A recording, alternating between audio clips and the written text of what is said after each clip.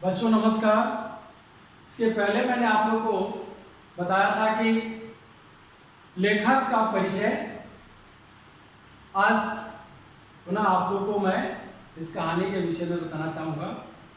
तो सर्वप्रथम आप ये देखेंगे कि लेखक पढ़ना चाहते थे, परंतु पिता उन्हें पढ़ने देना नहीं चाहते थे। इसके लिए वे स्वयं गांव के जो प्रधान प्रतिष्ठित व्यक्ति थे दत्ताजी राव, अपने मां के द्वारा लेखक ने दत्ताजी राव के पास रत्नप्पा जो लेखक के पिता हैं उनकी शिकायत करने गए, अर्थात ये बताने के लिए कि पिताजी से यानी दादाजी से दादा को हमें आप बताएं ताकि मैं पढ़ाई कर सकूं।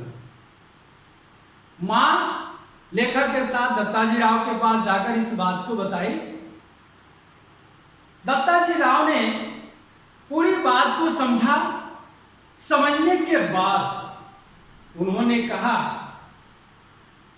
कि ठीक है, तुम दोनों घर जाओ और जैसे ही वह शाम को घर पर आता है उसे हमारे पास भेज देना, मैं उसे समझा दूंगा।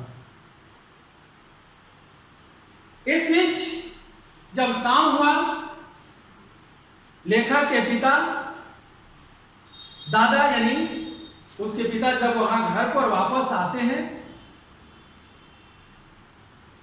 तो लेखक की मां इस बात को कहती है कि मैं साग भाजी देने दत्ताजी राव के यहां गई थी, उन्होंने आपका हाल चाल पूछा था और आपसे मिलने के लिए कहा कि उसे हमारे पास भेजो, वो मिलना चाहते थे। इस तरह से लेखक के पिताजी यानी दत्ता प्रतिष्ठित व्यक्ति दत्ताजी राव के यहां अपना सम्मान समझ करके पहुंच गए। दत्ताजी राव ने एक बात कहा था लेखक और लेखक के मां से कि जब वह शाम को मेरे घर आ जाएगा उस समय कुछ देर के बाद तुम दोनों यहां पर आ जाओगे और तुम लोगों के समक्ष ही मैं उसको यह बात समझा दूंगा, उसे पता भी नहीं चलेगा। ठीक उनके कहने के अनुसार लेखक कुछ क्षण बाद दत्ताजी राव के यहां पहुंच जाते हैं, यह कहने के लिए कि मां ने बुलाई है, अर्थात अपने पिता को। कुछ क्षण देर होने के बाद लेखक की मां भी वहां पहुंच जाती है। कहां? दत्ताजी राव के यहां।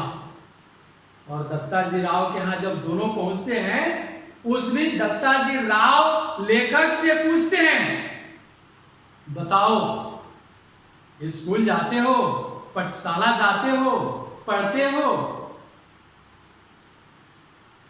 पूरे प्लानिंग की तहत जो उनकी बातें लेखक के और उसके मां के साथ हुई थी, लेखक ने कहा कि नहीं, मैं 5वीं कक्षा में था, जा रहा था, परंतु पिताजी ने मुझे मना कर दिया। मैं तो अब खेतों में पानी देता हूं और खेती करता हूं और गांव को चलाता हूं, मेरा काम घर तक सीमित हो गया है, अब मैं नहीं जा सकता। पिताजी जाने देना नहीं चाहते हैं। बस दत्ताजी राव लेखक के पिता पर बरस पड़े और कहने लगे, क्यों रे, तुम इस बालक को पढ़ने नहीं देता, बच्चे को पढ़ने नहीं जाने देता, क्या बात है? लेखक के पिता ने लेखक के ऊपर ही दोष मढ़ दिया, कहा कि नहीं, मैं इसको जाने देना चाहता था, परंतु यह फिल्म देखने या अलग स्कूल से बाहर हमारा लड़कों के साथ घूमना फिरना कर रहा था, बैठ रहा था, अर्थात मैंने सोचा कि इससे बेहतर है कि इसको घर में ही रखें, पढ़कर क्या करेगा, घर का खेती करेगा, समय से अपना खेती करेगा तो काम चल जाएगा, पढ़ करके क्या करेगा? बोला नहीं, आज से यह पढ़ने जाएगा। लेखक ने दत्ताजी राव और अपने पिता को कहा कि मैं 2 महीने में पास कर जाऊंगा। तमाम शर्तों के साथ लेखक विद्यालय जाना प्रारंभ कर देते हैं। परंतु विद्यालय में उनसे पहले के जो बच्चे थे वो और ये, यानी जूनियर क्लास सीनियर हो गया, और उनके साथ जूनियर क्लास के सीनियर को बैठना पड़ा। जैसे जो लेखक से पिछले क्लास में बच्चे थे वो तो अब उनके पास हो गए, और लेखक सिंह, वहां काफी संघर्ष करना पड़ा लेखक को, क्योंकि क्लासमेट जो थे, बच्चे जो थे, वो उनको परेशान कर रहे थे। कभी माथे पर टोपी मारना, या उनके मैंने जो बच्चों के क्लास के अंदर जो होता है जस्ट उसके साथ यूं कहें तो काफी तरह से परेशानी लेखक को झेलना पड़ा। मात्र 2 ही थे, वे और उनके एक मित्र, और एक पतला दुबला वसंत पाटिल नामक छात्र जो काफी विद्वान था, मतलब अपने पढ़ाई में वह तेज था, किसी से कोई मतलब नहीं। लेखक की दोस्ती वसंत पाटिल के साथ हो गया, दुबला पतला शरीर, और धीरे धीरे उसके साथ वो रहने लगा, और आस्ते आस्ते वो अपनी पढ़ाई पर पूरी तरह से नजर गड़ाया, अर्थात मेहनत करने लगा। यहां तक अगर हम बात करें तो ये मंत्री नामक एक गणित के अध्यापक थे जो उन्हें गणित पढ़ाते थे। मंत्री नामक अध्यापक गणित पढ़ाते थे। वे छड़ी का प्रयोग नहीं करते थे। क्या करते थे? घूसे से बच्चों को मारते थे पीठ पर। शरारती लड़के के और बसंत पाटिल नामक एक कमजोर शरीर वाले बच्चे के साथ उनकी दोस्ती हो गई, और धीरे धीरे वो पढ़ाई में आगे बढ़ने लगे। यहां उनके सौदेलकर मास्टर जी जो थे वे मराठी पढ़ाते थे, और वहां उन्हें कविता का बड़ा शौक था, अर्थात वे कविता में ऐसे लीन हो जाते थे कि कविता पढ़ाते पढ़ाते गाना गाने लगते थे। और लेखक के साथ मास्टर जी का काफी नजदीकी बढ़ा, अर्थात यूं कहें तो लेखक के प्रति उनका श्रद्धा अपार होने लगा, क्योंकि लेखक अपने कार्य में दिन प्रतिदिन प्रगति करने लगा, अपने पढ़ाई पर ध्यान केंद्रित करने लगा।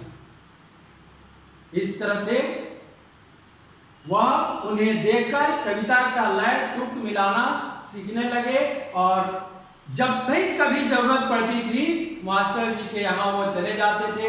कभी भैंस के पीठ पर, चलते रास्ते में, पत्थर पर, गाछ पर, जो लेखक के मन में वह शब्द आता था उसे वह लिख देते थे, और जब वापस आते थे तो उसे पढ़ पढ़ करके याद कर लेते थे। इस तरह से वह अपने जीवन में संघर्ष करते करते यहाँ तक पहुंचे जिनकी लेखन लगभग 25 बताई जाती है।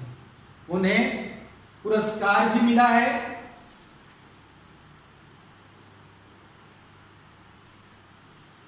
उन्हें सम्मानित भी किया गया है। तो तमाम ऐसी चीजें हैं। बस हमें अपने कार्य क्षेत्र में पूरी तरह से मेहनत करना होता है। ये इस कहानी का सार है। विस्तारित आपके पाठ्य पुस्तक में है। ये एक उपन्यास है और लेखक के जीवन से संबंधित यह कहानी है। आप लोग इसे पुनः अपने पाठ्य पुस्तिका